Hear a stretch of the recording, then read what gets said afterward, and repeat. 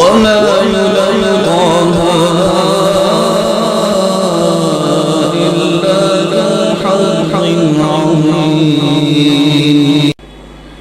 ثم جاءه الرابع، چوتھی مرتبہ جبریل آئے اور کہنے لگے ان اللہ یأمرک ان تقرئ امتک القرآن علی 7 احرف، قرآن مجید کو اپنی امت کو 7 حروف میں پڑھائیے. فأیما حرف قرأوا علیہ فقد اصابوا، جس حرف پر، جس طریقے پر، جو نازل شدہ طریقے ہیں اس پر قرآن پڑھیں گے وہ اللہ کی مراد کو پہنچ جائیں گے. حافظ قرآن بیٹھے ہیں، بتائیے یہ میں نے الفاظ جو بولے یہ کس صورت کے الفاظ؟ وہی ہے، جبریل لے کے آئے ہیں. حذیفہ رضی اللہ تعالیٰ عنہ روایت کرتے ہیں رسول اللہ صلی اللہ علیہ وسلم نے فرمایا، اللہ کے رسول صلی اللہ علیہ وسلم فرماتے ہیں نزل علی جبریل، جبریل آئے، فسلم علی، مجھے سلام کہا، اور آگے فرمایا دوسری روایت کے الفاظ ہیں نزل ملک لم ينزل قبلہ، ایک اور فرشتہ آیا جو اس سے پہلے میرے پاس نہیں آیا تھا. فبشرنی ان الحسن والحسین سید شباب اہل الجنہ وان فاطمۃ سیدۃ نساء اہل الجنہ، اور مجھے آ کے خوشخبری دی کہ حسن و حسین قیامت کے دن جنت کے جوانوں کے سرتاج ہوں گے اور سیدہ فاطمہ جنت کی عورتوں کی سرتاج ہوں گی. یہ قرآن مجید کے کس پارے کی آیت ہے؟ عبادہ بن صامت روایت کرتے ہیں رسول اللہ صلی اللہ علیہ وسلم نے فرمایا جاءنی جبریل، جبریل میرے پاس آئے، کہتے ہیں یا محمد اشتکیت، اے محمد صلی اللہ علیہ وسلم آپ بیمار ہیں؟ قلت له نعم، جی ہاں میں بیمار ہوں. تو جبریل کہتے ہیں میں یہ تحفہ لے کے آیا ہوں، بسم اللہ ارقیک من کل شیء یؤذیک من شر کل نفس او عین حاسد، بسم اللہ ارقیک واللہ یشفیک. میں تمہیں اللہ کا نام لے کے دم کرتا ہوں، اللہ کے نام کے ساتھ، ہر اس چیز سے جو آپ کو تکلیف دے رہی ہے، ہر اس نفس کی شرارت سے میں اللہ کے نام کے ساتھ تجھے دم کرتا ہوں. ہر حسد کرنے والی آنکھ کی شر سے بچانے کے لیے اللہ کے نام کے ساتھ میں تجھے دم کرتا ہوں.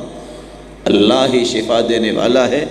یہ جو دم جبریل جو مشہور ہے، صحیح الجامع کی روایت میں پیش کر رہا ہوں، یہ روایت قرآن مجید میں کہاں لکھی ہے؟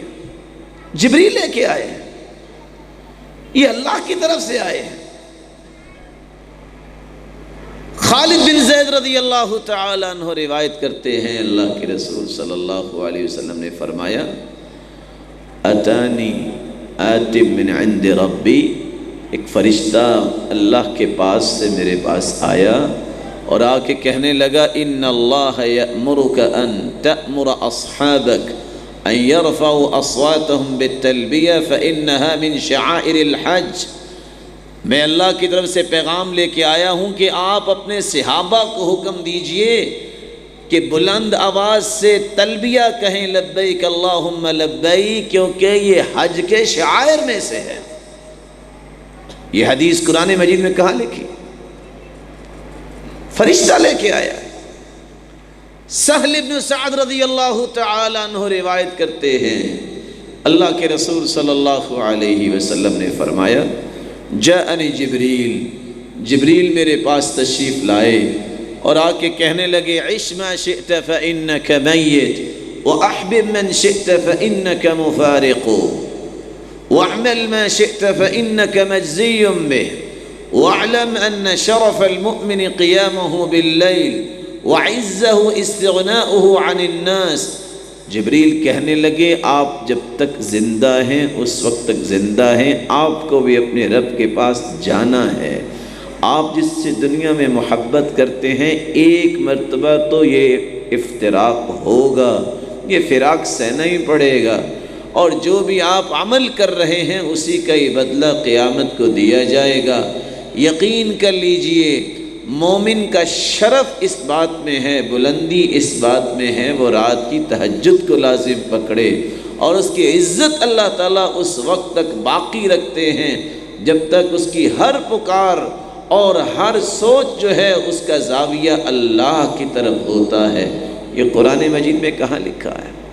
میں بات یہ کر رہا تھا، قرآن اس بات کی گواہی دیتا ہے، حدیث وحی ہے،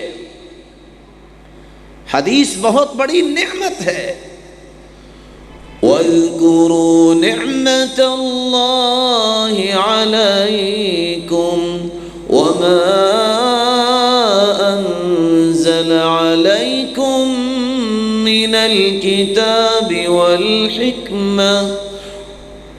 یاد کرو اس نعمت کو جو اللہ تعالیٰ نے تم پہ نازل کی ہے کتاب و حکمت کی صورت میں۔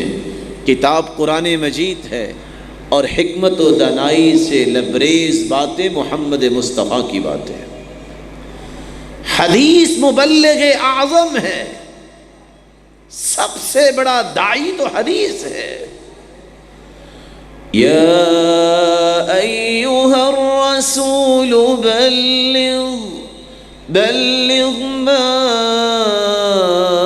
انزل الیک من ربک، اے میرے پیارے محبوب آپ پہنچا دیجئے۔ اللہ کے رسول کیا پہنچائیں؟ ما انزل الیک من ربک، جو اللہ کی طرف سے آپ پر نازل ہوا ہے۔ اللہ کے رسول پہنچائیں گے بول کر تو آپ کے بول بھی حدیث، کوئی عمل کر کے پہنچائیں گے تو آپ کا عمل بھی حدیث، تو مبلغ اعظم حدیث ہے۔ اس سے ایک بات سمجھ آئی، تبلیغ دعوت کا کوئی بھی زاویہ ہو جب تک حدیث کی روشنی میں نہ ہو، اس کی سرپرستی میں نہ ہو، اس کی رہنمائی میں نہ ہو، وہ اللہ کے ہاں دعوت و تبلیغ کہلانے کے قابل نہیں ہے۔ وقال إنني من المسلمين ولا تستوي الحسنة